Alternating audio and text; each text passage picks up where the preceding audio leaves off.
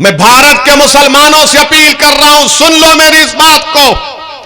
आपको शायद पसंद ना आए मगर सच्चाई बयान कर रहा हूं कि आज भारत की राजनीति में मुसलमानों की कोई अहमियत नहीं है, कोई अहमियत नहीं है। आपके वोट की भी अहमियत नहीं है, क्योंकि जो अपने आप को सेकुलर कहते हैं, जो सही मानों में बीजेपी के बराबर फिरका परस्त हैं, ये पूरी पार्टियां ये जानती हैं कि आज मुसलमानों को जाकर बोलने की जरूरत नहीं है। मुसलमान खुद बीजेपी आरएसएस के डर से हमको वोट दे देगा। बताओ क्या ये आपकी हैसियत हो चुकी है? और जब मैं बोलता हूं तो मुझे बदनाम किया जाता है, और जो लोग गूंगे बन जाते हैं, जो लोग खामोश हो जाते हैं, और इलेक्शन जब आता है तो आप उनको वोट देते हैं और मुझे सजा देते हैं। ये कौन सा इंसाफ है? आप बताइए कि जो हर मसले में आपके लिए बोलने वाली जमात है। ट्रिपल तलाक का मसला आया, ऐवान पार्लियामेंट को हमने हिलाकर रख दिया अपने दलाइल से। यूएपीए का कानून का मसला हमने मुखालिफत की। हर मसले में हमने सच्चाई को बयान किया, मगर जब चुनाव आता है तो जो लोग दगाबाज हैं, जो लोग धोखा देते आते हैं, आप उनको इनाम दे देते हैं। आपका इख्तियार है, आप दो। अगर आप समझते हैं कि सच्चाई को बयान करने के ऊपर, बिल्किस बानो के इंसाफ के ऊपर ओवैसी को सजा हम देंगे तो दो, आप मेरे भाई हैं, मैं आपका खादिम हूं। अगर आप ये समझते हैं कि बच्चों को लाकर सरे बाजार पीटा गया और उस बच्चों की तकलीफ को बयान किया ओवैसी ने, तो हम उसको सजा देंगे, और जो खामोश बैठे हुए थे हम उनको इनाम देंगे, तो दो, ये आपका जमहूरी हक है। मगर मेरे अजीज दोस्तों और बुजुर्गों, जो लोग खामोश हैं वो आपका मजाक उड़ा रहे हैं, जो लोग खामोश हैं वो आपका इस्तेसाल कर रहे हैं, जो लोग खामोश हैं वो आपकी बर्बादी के अफसाने प्लानिंग बना रहे हैं, जो लोग खामोश हैं वो हमेशा के लिए आपको खामोश करना चाहते हैं। इसीलिए ये दीवाना आपके दरमियान में खड़े होकर पुकार पुकार कर कह रहा है कि भारत की लोकशाही में अगर इंसाफ को हासिल करना है, अपने हक को हासिल करना है, जिसका जिम्मा, जिसकी गारंटी भारत के संविधान ने हमको दी है, तो क्या खामोश बैठने से होगा? उठो, एक कोहराम मचा दो। मेरे अजीज दोस्तों और बुजुर्गों, मैं इनकी दुनिया वालों की खुशी के लिए काम न कभी किया न करूंगा इंशाअल्लाह ताला।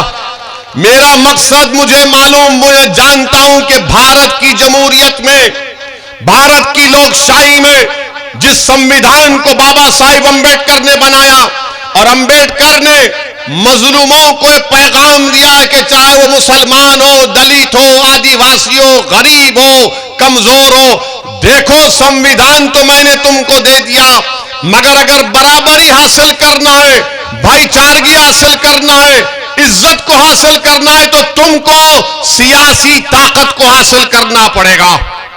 जब तक आप सियासी ताकत हासिल नहीं करेंगे कुछ नहीं होगा। और याद रखो, अंबेडकर ने सही कहा था, जब मीडिया के लोगों ने आज हमसे सवाल करते कि 3 है, 3 का क्या करोगे, उस वक्त अंबेडकर से भी पूछा था कि इतने 90 से ज्यादा दलित लोकसभा में जीत कर जाते हैं, और बाबा साहिब आप दलित समाज की सियासी ताकत के लिए बात करते हैं, इतने बड़ी तादाद में लोग हैं। तो बाबा साहिब अंबेडकर ने कहा कि हां, इतने बड़ी तादाद में जीत के तो जाते हैं, मगर वो अपना मुंह कब खोलते? जब उनको अंगड़ाई लेना है। यही हाल हमारा करके रख दिए। अगर भारत में जमहूरियत है, लोकशाही है, संविधान है, मगर भारत की सियासत की एक तल्ख हकीकत मैं बता रहा हूं, मुसलमानों को, हमारे दलित भाइयों को, आदिवासियों को समझना पड़ेगा, गरीबों को, कमजोरों को, मजलूमों को समझना पड़ेगा कि आज भारत की राजनीति में गरीब, मजलूम, मुसलमान, दलित, आदिवासी की, कमजोरों की कोई अहमियत नहीं है। जिसके पास दौलत है वही तो एमएलए एमपी बन के जा रहा है, वही तो जीत कर जा रहा है। जब वो जीत कर जाता है तो क्या उसके दिल में गरीब की, कमजोर की मोहब्बत होगी? क्या उसके दिल में कमजोर को ताकतवर बनाने का इरादा होगा? क्या उसके दिल में एक जज्बा होगा कि मैं उन लोगों को जो नीचे उनको उठाकर आसमानों पर खड़ा कर दूंगा, वो तो यही देखेगा कि मैं दौलत की ताकत पर जीत कर आया हूं, तो मैं अपनी ताकत को मजबूत करूंगा, उसमें इजाफा करूंगा। मैं भारत के मुसलमानों से अपील कर रहा हूं, सुन लो मेरी इस बात को। आपको शायद पसंद ना आए, मगर सच्चाई बयान कर रहा हूं कि आज भारत की राजनीति में मुसलमानों की कोई अहमियत नहीं है, कोई अहमियत नहीं है। आपके वोट की भी अहमियत नहीं है, क्योंकि जो अपने आप को सेकुलर कहते हैं, जो सही मानों में बीजेपी के बराबर फिरका परस्त हैं, ये पूरी पार्टियां ये जानती हैं कि आज मुसलमानों को जाकर बोलने की जरूरत नहीं है। मुसलमान खुद बीजेपी आरएसएस के डर से हमको वोट दे देगा। बताओ, क्या ये आपकी हैसियत हो चुकी है कि अपने साथ खड़ा करके एक फोटो नहीं लेना चाहते, अपने मंच पर नहीं बिठाते मुसलमानों को?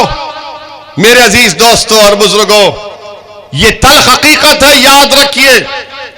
बिल्किस बानो का मसला आया, कितनों ने बिल्किस बानो के इंसाफ का मुतालबा किया? सब खामोश हो गए, सब गूंगे पड़ गए। यही आप पार्टी के एक लीडर से किसी एक मीडिया के शख्स ने पूछा कि बिल्किस बानो, तो उसने कहा बिल्किस बानो नहीं, हम स्कूल और क्लासरूम की बात करेंगे। बताओ, क्या बिल्किस बानो मुसलमानों का मसला है? बिल्किस बानो भारत का मसला है, भारत की महिलाओं का इंसाफ का मसला है। मगर बिल्किस बानो के इंसाफ की बात नहीं की जाती, इसलिए नहीं की जाती कि मुसलमान है। और जब मैं बोलता हूं तो मुझे बदनाम किया जाता है, और जो लोग गूंगे बन जाते हैं, जो लोग खामोश हो जाते हैं, और इलेक्शन जब आता है तो आप उनको वोट देते हैं और मुझे सजा देते हैं। ये कौन सा इंसाफ है? आप बताइए कि जो हर मसले में आपके लिए बोलने वाली जमात है। ट्रिपल तलाक का मसला आया, ऐवान पार्लियामेंट को हमने हिलाकर रख दिया अपने दलाइल से। यूएपीए का कानून का मसला हमने मुखालिफत की, हर मसले में हमने सच्चाई को बयान किया। मगर जब चुनाव आता है तो जो लोग दगाबाज हैं, जो लोग धोखा देते आते हैं, आप उनको इनाम दे देते हैं।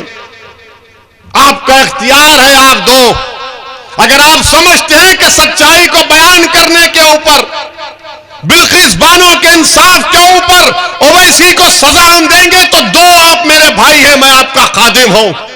अगर आप ये समझते हैं कि बच्चों को लाकर सरे बाजार पीटा गया और उस बच्चों की तकलीफ को बयान किया ओवैसी ने, तो हम उसको सजा देंगे, और जो खामोश बैठे हुए थे हम उनको इनाम देंगे, तो दो, ये आपका जमहूरी हक है। मगर मेरे अजीज दोस्तों और बुजुर्गों, जो लोग खामोश हैं वो आपका मजाक उड़ा रहे हैं, जो लोग खामोश हैं वो आपका इस्तेसाल कर रहे हैं, जो लोग खामोश हैं वो आपकी बर्बादी के अफसाने प्लानिंग बना रहे हैं, जो लोग खामोश हैं वो हमेशा के लिए आपको खामोश करना चाहते हैं। इसीलिए ये दीवाना आपके दरमियान में खड़े होकर पुकार पुकार कर कह रहा है कि भारत की लोकशाही में अगर इंसाफ को हासिल करना है, अपने हक को हासिल करना है, जिसका जिम्मा, जिसकी गारंटी भारत के संविधान ने हमको दी है, तो क्या खामोश बैठने से होगा? उठो, एक कोहराम मचा दो। मेरे अजीज दोस्तों और बुजुर्गों, यही बात मुझे आप तक कहना था कि आप अपने वोट की अहमियत को समझिए। मंजलिस का साथ देना नहीं देना यह आपका जमहूरी अख्तियार है, मगर मेरा काम यह है कि आपके दरमियान में खड़े होकर मैं आपके सामने इन बातों को रखूं, आपसे इल्तिजा करूं, आपको समझाने की कोशिश करूं। मेरे अल्फाज में इतनी ताकत नहीं है, मैं गुनाहगार हूं कि आपके दिल को मोड़ सकूं, मगर मेरा ईमान यह कहता है, मेरा मानना यह है कि दिलों को मोड़ने वाला रब्बे कायनात है। अल्लाह ही आपके दिलों को मोड़ेगा इंशाअल्लाह ताला, अल्लाह ही आपके दिलों को मोड़ेगा। मेरे अजीज दोस्तों और बुजुर्गों, आज भाजपा के पास दिखाने के लिए कोई मुद्दा नहीं है। महंगाई आसमानों को छू रही है, पेट्रोल डीजल इतना महंगा हो चुका है कि लोग परेशान हैं। नौजवानों का, युवाओं का बेरोजगारी उनका मुकद्दर बन चुका है। नौकरी नहीं मिल रही है। चीन जो है, राजनाथ सिंह जाकर कहते हैं कि हम जो जमीन हमारे पास नहीं है कश्मीर के हम हासिल कर लेंगे। बहुत अच्छा है, करिए आप, कौन रोक रहा आपको। 8 साल हो गए, मगर जो जमीन चीन कब्जा करके बैठ गया 1000 किलोमीटर, डेप्सांग डेमचाक हमारे यहां पास नहीं है। जो हमारे लोग जानवर को लेकर सर्दियों में पहाड़ों के ऊपर जाकर अपने जानवर को घास खिलाते थे, वो पुकार पुकार कर कह रहे हैं कि 10 गांव हमने खो दिए, 10 किलोमीटर चीन अंदर घुस गया।